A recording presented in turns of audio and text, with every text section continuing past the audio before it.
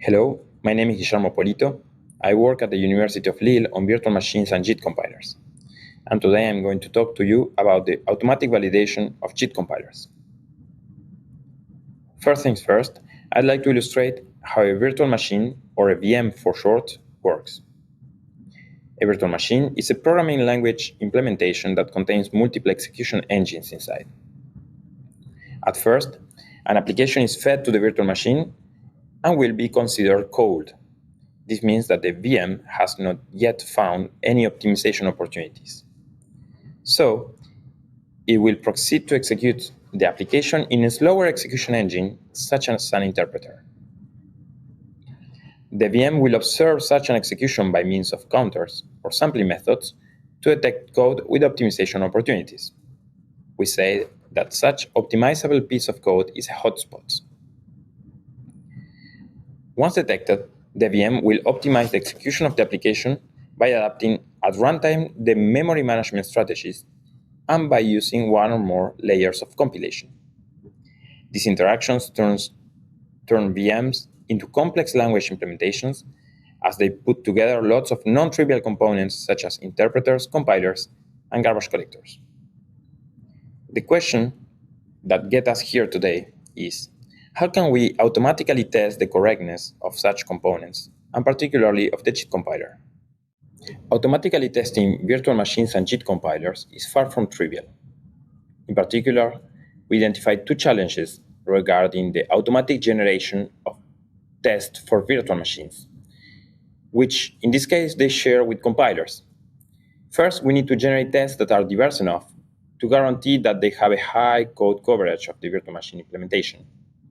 And second, we need to determine the oracle that decides if a test that was generated has been correctly executed or not. Existing solutions use black box approaches combined with fuzzing techniques.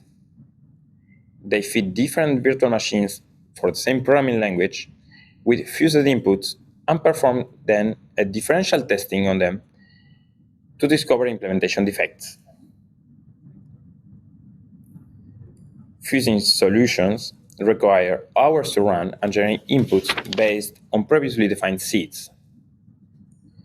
Moreover, the black box approaches mean that testing is subject to VM non-determinisms and that we require multiple reference implementations to apply differential testing. Today, I would like to propose you our solution, interpreter-guided automatic JIT compiler unit testing. Here is the overview of our solution. We first guide test generation from the VM interpreter implementation. Then, we execute the generated test scenarios on both the interpreter and the compiled code. Finally, we apply differential testing between the interpreter and the compiled code results. Any difference between these results uncovers potential implementation defects on either side. This solution is based on two insights. First, interpreters are executable semantics of our programming language. This means that we can combine meta-interpretation techniques with concolic testing to extract diverse test scenarios. Let me illustrate the idea with an excerpt of the Pharo programming language interpreter. Here, you can see on the left the code of the bytecode implementing addition in the Pharo programming language. Pharo is a dynamically typed language that allows developers to redefine operators such as plus. However, to optimize common cases, such as the two operands being integers, this bytecode implements static type prediction. It checks if both operands are indeed integers and if the sum does not overflow. In case none of those checks fails, the interpreter performs a normal machine addition. Otherwise, the interpreter falls back to a slower path and performs a normal message send. This example shows that testing this bytecode requires several test scenarios that can be automatically discovered by using concolic testing techniques together with meta-interpretation. Here we can discover automatically that we need to check when both operands are integers, when they are not, when they overflow, and when they do not overflow. The second insight of our solution is that if we do not see virtual machines as black boxes, we already have inside them several execution engines that implement the same semantics. So we can perform differential testing between them without a third-party reference implementation. To illustrate this, here is the same interpreter excerpt that we shown before on the left. And on the right, we see the intermediate representation that the JIT compiler creates for the same instruction. Although both the interpreter and compiler use different code representations, they ultimately implement the same semantics with the same execution path. So here we see that both the interpreter and the compiled code will do check that both operands are integers, that they do not overflow, and in case these fail, they will do a slower message send. Let me give you some more details about the implementation of our solution. Our solution performs unit testing, so it takes as input an interpreter instruction, let it be a bytecode instruction or a native method. We perform a concolic exploration of the interpreter instruction to extract the different execution paths inside the instruction. And for each path, we track the constraints we use to generate its input, but also the constraints on its output. We then compile the interpreter instruction using the JIT compiler. And for each path we previously discovered, we generate a concrete stack frame satisfying the input constraints, and we execute the compiled code on it.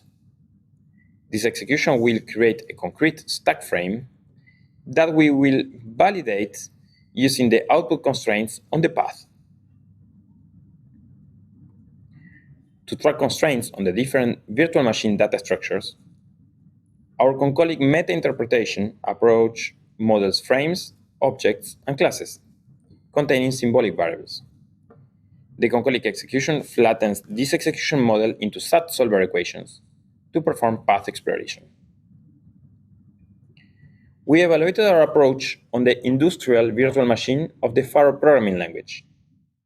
Just to characterize a bit our experimental context, the Pharo virtual machine implements an interpreter-compiled mixed-mode execution with 255 stack-based bytecode and around 340 native methods. The JIT compiler compiles these different bytecode and native methods using 146 different intermediate representation instructions and supports as code generation backends x86, ARM, and RISC-V backends. To give also some perspective, previously, the virtual machine team had made a large manual testing effort on the virtual machine, adding by hand more than 1,000 unit tests for the interpreter and the compiler. This test ran on top of a simulation environment that supports testing on x86, ARM for 32 and 64 bits.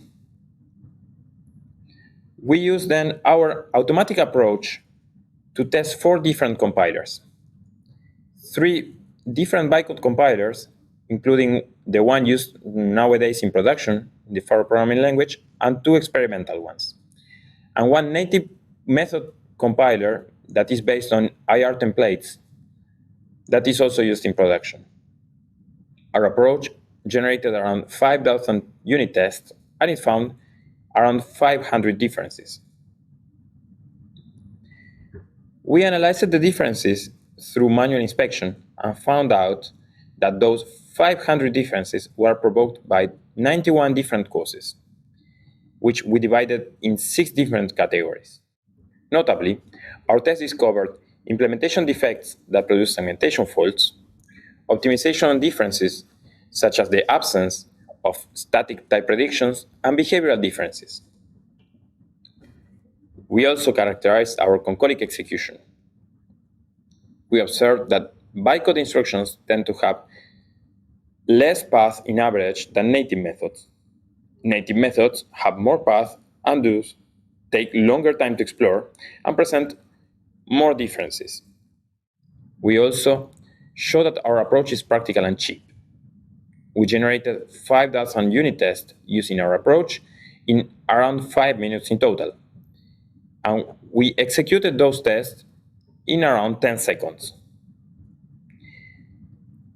In the paper, you will find more details about the bugs we discovered, the Concolic model, and our underlying testing infrastructure. Today, I have presented you our interpreter-guided approach to automatically unit test JIT compilers. Our approach performs differential testing without a third-party reference implementation and has the ability to detect implementation defects, and is fast to execute. Thank you. So how much do you think this is really particular to the ability to do this meta interpretation is really particular to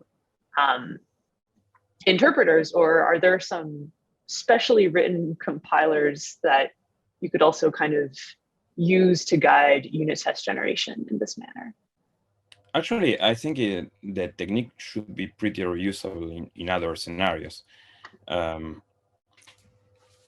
Actually, one of the things that happened is that we tested in two different kind of compilers. So we did it in bytecode. So for a bytecode compiler, so the bytecode is actually pretty simple. So each instruction actually does really one or two things. But then actually we tested it with native functions actually. So we that have actually an interpreted version in our virtual machine that is eventually handwritten in C, and the second version that is that has method templates written in the JIT compiler using the intermediate representation. So that is kind of very general. So I think that it can apply to other scenarios. Of course, you need to build a Concolic executor for your interpreter. And one of the things that also that we do is that we don't execute directly on hardware, we do it on a simulation. So we simulate the hardware. So like that we can execute on different sets of architectures. So of course we have an environment that is that we have worked a lot to have a lot of simulation and to test different scenarios. Great. So I think it is pretty reusable, the idea at least. Cool, great. So we have a question from the Slack from David Bremner, which is, does your approach deal with undefined behavior explicitly, or is that not an issue in Pharo? I felt I knew that an undefined behavior question was going to come up. Yeah, so Pharo doesn't have undefined behaviors, yeah. So for example, if you try to add two integers and they overflow, Pharo has to handle that. So it needs to ensure that all undefined behaviors are actually handled. There are no out of bounds access and stuff like that. So one of the things that we did actually in our Concolic executor is that the two different instructions that we test are bytecode instructions and native methods. So, and they have two different philosophies. So bytecodes actually are unsafe, let's say. So they assume that you have, so if you have a pop instruction or a send instruction, it assumes that you have pushed to the stack everything that was required to do the method activation. So we can say that it is undefined what happens if you execute a send instruction and you didn't push everything that was required to the stack. So in that case, actually, what we do right now is that we detect that in the Concolic executor. So if the send instruction requires to pop so many things from the stack, and we generate so many test scenarios. So ones that will push less stuff before, and others that will push enough stuff in the stack. So we're actually testing both cases.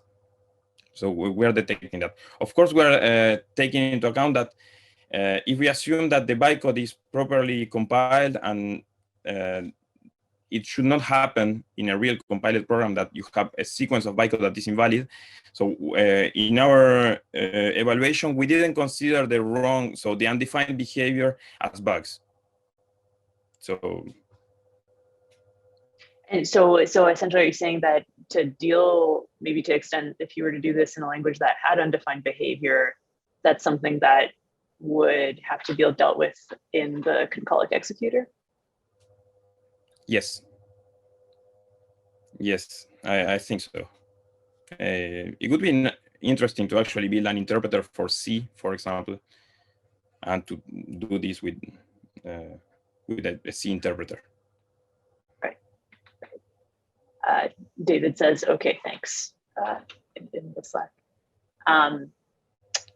So I'll wait to see if there's any more questions. But speaking of Concolic, so it's quite a bit of overhead to keep a Concolic execution engine working typically.